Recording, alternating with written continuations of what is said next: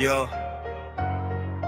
गीत पीडितको आवाज हो, निर्दोष नानीको न्यायको आवाज हो। अब चुप बस्दैनौ, अब डर मान्दैनौ।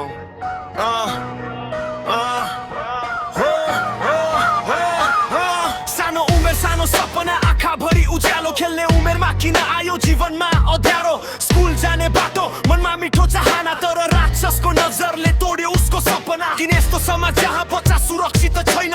किन यस्तो मान्छे जसलाई लाज पनि छैन? निर्दोष मुस्कान चोरेर कसरी निदाउँछ त्यो अपराधी मान्छे होइन, राक्षस नै ठान्छु। उठ आवाज, अब चुप नबस, नानीको आँसु अब सही नबस। न्याय चाहिन्छ, कडा सजाय, बाल बलात्कार गर्नेको अन्त्य गर आज। उठ आवाज, सारा देश उठ, नानीको भविष्य जोगाउन जुट।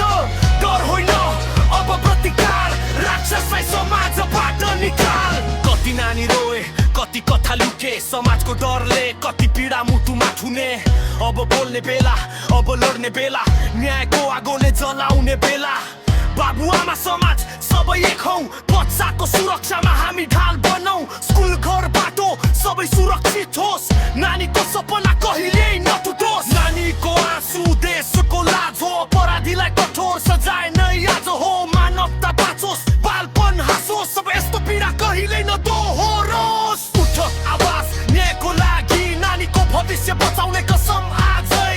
राक्षस विरुद्ध हाम्रो युद्ध, बाल अधिकारको जित नै सत्य। उठ आवाज, अब चुप नबस, नानीको आँसु अब सही नबस। न्याय चाहिन्छ, कडा सजाय, बाल बलात्कार गर्नेको अन्त्य गर आज।